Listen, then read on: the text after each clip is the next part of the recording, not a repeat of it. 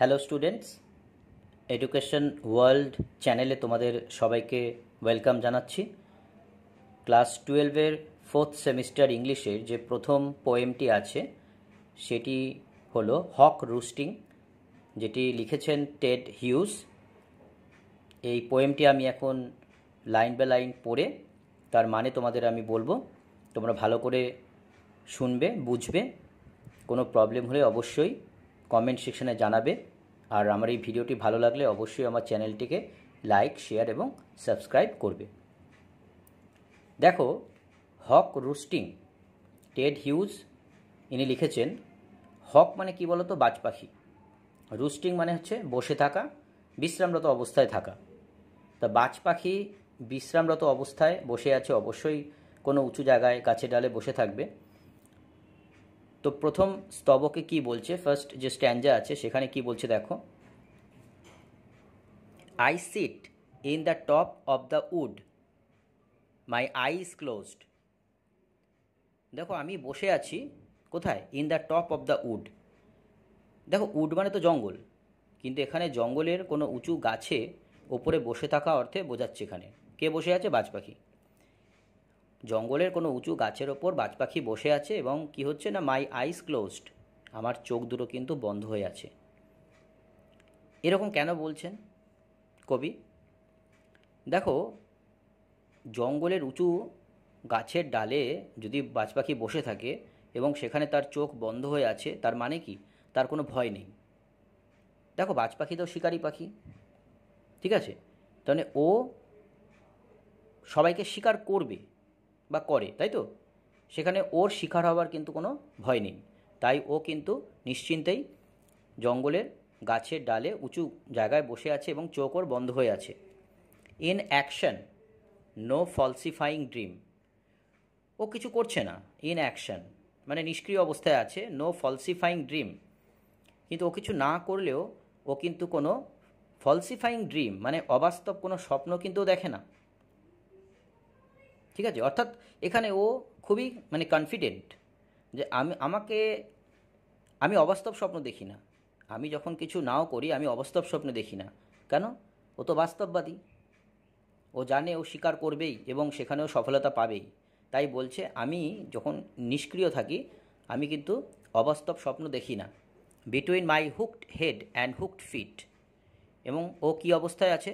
বলছে আমার যে বাঁকানো যে এই মস্তক, অর্থাৎ এখানে কিন্তু ঠোঁটের কথা বলা হচ্ছে, অ্যান্ড হুকড ফিট, এবং যে ও যে বাঁকানো যে পা, মানে বুঝতে পারছো ওর যে ধারালো বড় যে যেখানে আঙুলগুলো আছে, নখগুলো আছে, ঠিক আছে, তাদের মাঝে, অর ইন স্লিপ, অথবা যখন ও ঘুমন্ত অবস্থাতেও থাকে, রিহিয়ার্স পারফেক্ট কিলস অ্যান্ড ইট। ও কিন্তু তখনও, যখন ও ঘুমের মধ্যে আছে তখনও কিন্তু ও অভ্যাস চালিয়ে যায়, পারফেক্ট কিলস অ্যান্ড ইট, কি একদম নিখুঁতভাবে মেরে ফেলা, যে মানে শিকার, তাকে মেরে ফেলা, অ্যান্ড ইট এবং তাকে খেয়ে ফেলা। অর্থাৎ ও কিন্তু অবাস্তব কিছু দেখে না, ঠিক আছে? ওর বাঁকানো যে ঠোঁট আর যে বাঁকানো যে পা, ধারালো যে নখযুক্ত যে আঙুল রয়েছে, তার মাঝে ও কিন্তু খালি শিকারকেই দেখে। যেখানে ও মনে করে যে যদি ঘুমন্ত অবস্থাতেও থাকে ও সেখানেও কিন্তু ওর অভ্যাসটা চালিয়ে যায়। রিহার্স মানে অভ্যাস চালিয়ে যাওয়া, পারফেক্ট কিলস অ্যান্ড ইট অর্থাৎ নিখুঁতভাবে শিকারকে মেরে ফেলা এবং তাকে খাওয়া। অর্থাৎ এখানে কিন্তু বাজ পাখির একটা মানে ও যে খুব কনফিডেন্টলি ও যে কাজগুলো করে, অর্থাৎ যে শিকারকে ধরে মারে, মানে এটা ওর একদম মানে ও করেই ছাড়ে আর কি, সেটাই ও বলছে। দেখো দ্বিতীয় স্তবকে কি বলছে। The convenience of the high trees, the air's buoyancy and the sun's ray are of advantage to me and the earth's face upward for my inspection.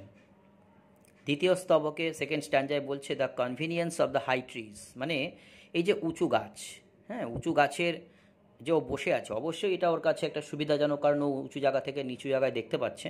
তাই কনভিনিয়েন্স মানে সুবিধা। The convenience of the high trees, এই যে উঁচু গাছে যে বসে আছে, হ্যাঁ, এখানে একটা সুবিধা অবশ্যই পাচ্ছে। ও এতটাই দাম্ভিক। এখানে কিন্তু বাজ পাখির দম্ভকেই প্রকাশ করা হচ্ছে। টেড হিউজ এটাই আসলে প্রকাশ করতে চাইছেন যে বলতে চাইছেন যে বড় যে গাছে বসে আছে, অর্থাৎ বড় গাছগুলো যেন ওর সুবিধার্থেই তৈরি হয়েছে, যেখান থেকে ও বসে সুবিধা পাচ্ছে, এবং ওর জন্যই মনে হয় এই গাছ এরম উঁচু হয়েছে। The air's buoyancy and the sun's ray, এবং এরপরে বলছে এই যে বাতাসে ভেসে থাকা, বুয়ন্সি মানে কি ভেসে থাকা, প্লবতা বলা হয় আমরা জানি ভেসে থাকা, বাতাসে ও যে ভেসে থাকে, অ্যান্ড দ্য সানস রেজ এই যে সূর্যের যে কিরণ, যে যেগুলো আছে, যে আলোয় ও দেখছে, আর অফ অ্যাডভান্টেজ টু মি, মানে এই সবই কিন্তু আমার সুবিধার জন্য, মানে ওর জন্যই যেন এগুলো সবই রয়েছে এই ব্যবস্থাটা, যাতে ও সহজেই ও কি স্বীকার করতে পারে। And the earths face upward for my inspection, এবং ও মনে করছে যে পৃথিবী যে ঊর্ধ্বমুখী, এই যে ফেস, আর্থস ফেস মানে কি পৃথিবীর যে মুখ, অর্থাৎ এখানে পৃথিবী মানে কি মাটি, ভূমি, তার যে মুখ, আপওয়ার্ড ফর মাই ইন্সপেকশন মানে উপরের দিকে আছে ওর জন্য, ইন্সপেকশন মানে তদন্ত করা, যেন ওর খোঁজ নেওয়ার জন্য যেন পৃথিবী উপর দিকে মুখ করে আছে, এরম আর কি ব্যাপার। অথচ ও কিন্তু গাছের উঁচু ডালে বসে নিচুতে তাকিয়ে আছে, কিন্তু ও মনে করছে পৃথিবীর মুখটা ওপর দিকে, এটা ওর জন্য, ওর খোঁজ নেওয়ার জন্য মনে হয় পৃথিবীর মুখটা ওপর দিকে রয়েছে, ভূমির মুখটা ওপর দিকে রয়েছে।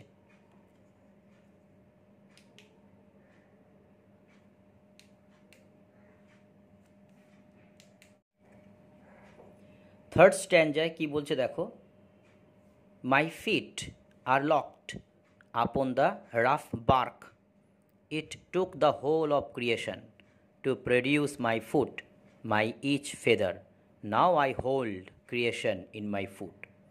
এই থার্ড স্ট্যান্ডা থেকে, তৃতীয় স্তবক থেকে পরিষ্কার বোঝা যাচ্ছে যে বাজ পাখি কতটা দাম্ভিক। দেখো কি বলছে, my feet are locked upon the rough bark, মানে ওর যে পা, ঠিক আছে, বলছে আর লকড মানে ও আটকে রাখে, আঁকড়ে রাখে, আপন দ্য রাফ বার্ক এই যে গাছের যে মানে খসখসে যে ছাল, তার মধ্যে কি করে বলো, ওর নখ দিয়ে আমরা জানি তো, ও খুব শক্ত করে আঁকড়ে ধরে থাকে।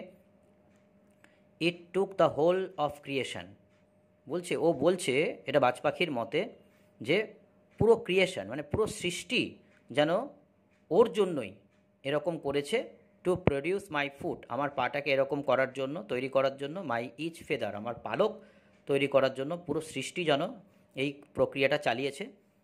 নাও I hold creation in my foot, এখন আমি পুরো সৃষ্টিটাকেই যেন আমি কি করছি, নিজের পায়ের মধ্যে রেখেছি। অর্থাৎ এখানে কিন্তু পরিষ্কার বাজ পাখির দম্ভকেই প্রকাশ করা হচ্ছে, যে নিজের পায়ের মধ্যে পুরো সৃষ্টিকে ধরে রাখতে পারে। অর্থাৎ এটা কিন্তু ও যে দুর্বল যে শিকার, সেগুলোকে যখন ও ধরছে পায়ের ওর যে ধারালো বড় নখের মধ্যে, এই সহজে শিকার পাচ্ছে বলে ও কিন্তু দাম্ভিক ওর প্রকৃতি বা স্বভাবকে প্রকাশ করছে, সেটাই কিন্তু তৃতীয় স্তবকে আমরা এটা বুঝতে পারলাম। চতুর্থ স্তবকে দেখো কি বলছে, or fly up and revolve it all slowly, to kill where I please because it is all mine. There is no sophistry in my body, my manners are tearing of heads. Fourth স্ট্যান্ডায় বলছে, or fly up এই যে আমি উড়ে বেড়াচ্ছি, and revolve ইট এবং ঘুরছি, all slowly ধীরে ধীরে ঘুরে বেড়াচ্ছি, ঠিক আছে, উড়ছি, I kill where I please আমি ইচ্ছা খুশি কী করি বলো তো, আমি হত্যা করতে পারি, because it shall, because it is all mine কারণ এই সব কিছুই তো আমার, মানে ওর মতনই সব কিছু হচ্ছে, ও যাকে যখন পাচ্ছে ওপর থেকে দেখে স্বীকার করছে সহজেই, তাই বলছে আমি আমার ইচ্ছা খুশি মতন আমি স্বীকার করছি, কারণ এই সবই কিন্তু আমার জন্য। হ্যাঁ, অর্থাৎ স্বীকারও করছে, ও বক্তব্য হচ্ছে যেন স্বীকার যেন ওর কাছে স্বীকার হওয়ার জন্যই তৈরি হয়েছে। There is no sophistry in my body, অর্থাৎ আমার এই যে শরীর, এই শরীর নিয়ে কিন্তু কেউ কোনো মানে তর্ক বিতর্ক করতে পারবে না। সফিস্টি মানে তর্ক বিতর্ক করা, অর্থাৎ মানে আমার শরীরটা এমনই, ও বলতে চাইছে যে আমি মানে খুবই শক্তিশালী, ঠিক আছে, সব কিছুই আমি স্বীকার করতে পারবো, আমার কাছে কোনো কিছুই অসম্ভব না। এরকম তো দম্ভকেই প্রকাশ করে না। My manners are tearing off heads, দেখো কি বলছে এই লাইনটা দিয়ে আরও প্রকাশ পাচ্ছে ব্যাপারটা। My manners are tearing off heads মানে কি, আমার স্বভাব বা আচরণই হলো কি মস্তককে ছেদ করা, মানে মানে মানে মাথা আলাদা করে দেওয়া। কত বড় দাম্ভিক হলে পরে এরকম চিন্তাভাবনা থাকে। আসলে টেড হিউজ কিন্তু বাজ পাখির মধ্যে মানবিক গুণ দিয়ে ব্যাপারটা মানে আমাদের বোঝাতে চাইছেন যে যদি মানে মানুষ এরকম চিন্তাভাবনা করে তাহলে সে কীরকম চিন্তাভাবনা করতে পারবে। বাজ পাখির জায়গায় যদি মানুষকে রাখা যায়। সেরকমভাবে মানবিক গুণ এটাকে বলা হয় পার্সনিফিকেশন। তিনি পার্সনিফাই করেছেন বাজ পাখিকে, তাই তিনি এই ব্যাপারগুলো এখানে এইভাবে বলছেন। ঠিক আছে, এরপর দেখো ফিফথ স্ট্যান্ডায় কি বলছে। The allotment of death for the one path of my flight is direct through the bones of the living no arguments assert my right. দেখো আস্তে আস্তে আরও ওর দম্ভ প্রকাশ পাচ্ছে। বলছে দ্য অ্যালটমেন্ট অফ ডেথ, মানে এই যে মৃত্যুকে যে ঠিক করে দেওয়াটা, হ্যাঁ, for the one path of my flight, এই যে আমি যে উড়ে বেড়াচ্ছি, যে কোনো একদিকে যাচ্ছি, ইজ ডাইরেক্ট, এটা একদম সরাসরি হচ্ছে, অর্থাৎ ও একটা নির্দিষ্ট দিকে উড়ে যাচ্ছে এবং সেখানে কি ও মৃত্যুকে ঠিক করে দিচ্ছে through the bones of the living. মানে কি এই থ্রু দ্য বোনস, দেখো এখানে হাড় জাতীয় কিছু না, এই বোনস মানে এখানে হাড় বলবো না, through the bones of the living মানে কি প্রাণী হত্যা করছে, একবারে প্রাণীকে শেষ করে দিচ্ছে।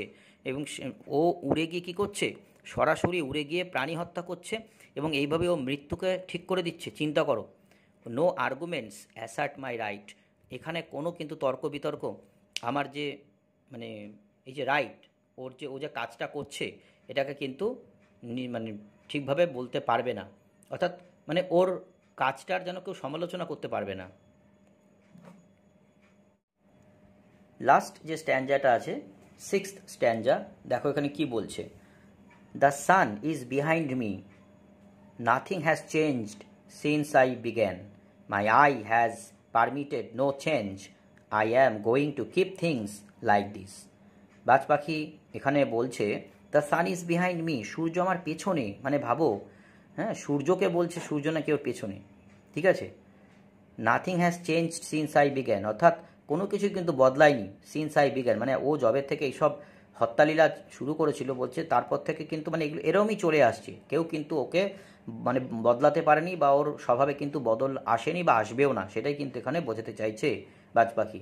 মাই eye has permitted no change, আমার চোখেও কিন্তু কোনো রকম পরিবর্তন আসেনি। ঠিক আছে, হ্যাঁ, আমার চোখে কোনো পরিবর্তন আসেনি, মানে কি ও যেটা করার ও সেটা করবেই, সেইটাই এখানে কিন্তু বলা হচ্ছে। I am going to keep things like this.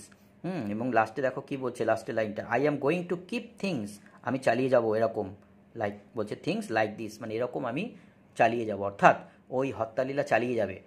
অর্থাৎ এখানে দেখো টেড হিউজ আসলে কি বলতে চাইছেন বলো তো, সমাজের উঁচুতলার কিছু লোক যারা মানে কি বলতো পয়সার অহংকারে, অর্থের অহংকারে, তারা মানে গরিব মানুষদেরকে, কিছু মানুষ, হ্যাঁ, যারা গরিব মানুষদেরকে কি করে অনবরত তারা শোষণ করে, তাদের উপর অত্যাচার করে।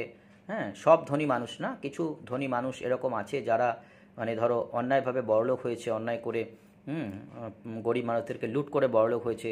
তারা মনে করে কি যে তাদের এই যে মানে লুটপাট অত্যাচার এগুলো চালিয়ে যাবে গরিব মানুষদের উপর, আর গরিব মানুষরা মানে হয়তো জন্ম নিয়েছে এই বড়লোকদের দ্বারা, মানে যারা নিষ্ঠুর ধনী লোক তাদের দ্বারা ক্রমাগত শোষিত হওয়ার জন্যই, এবং এই ধরনের শোষণ বা অত্যাচার করেও কিন্তু সেই সমস্ত নিষ্ঠুর ধনী লোকেরা কোনো রকম দ্বিধাবোধ করে না, কোনো রকম তাদের মধ্যে অনুশোচনা থাকে না। হ্যাঁ, তারা মনে করে যে এগুলো মানে তারা করবেই, এবং এই গরিব লোকেরা শোষিত হওয়ার জন্যই তারা হয়তো পৃথিবীতে এসেছে, এবং তারা তাদের এই শোষণ বড়লোকেরা আর কি গরিব মানুষদের ওপর এই শোষণ তারা চালিয়ে যাবে, এটাই কিন্তু আসলে বলতে চাইছে। ঠিক আছে, তোমাদের অসংখ্য ধন্যবাদ জানাই এই কবিতাটি মন দিয়ে শোনার জন্য। ভালো লাগলে অবশ্যই জানিও কমেন্ট সেকশানে, কোনো প্রবলেম হলে আমাকে বলো, আমি নিশ্চয়ই সলভ করে দেবো। তোমাদের অনেক অনেক অনেক ধন্যবাদ।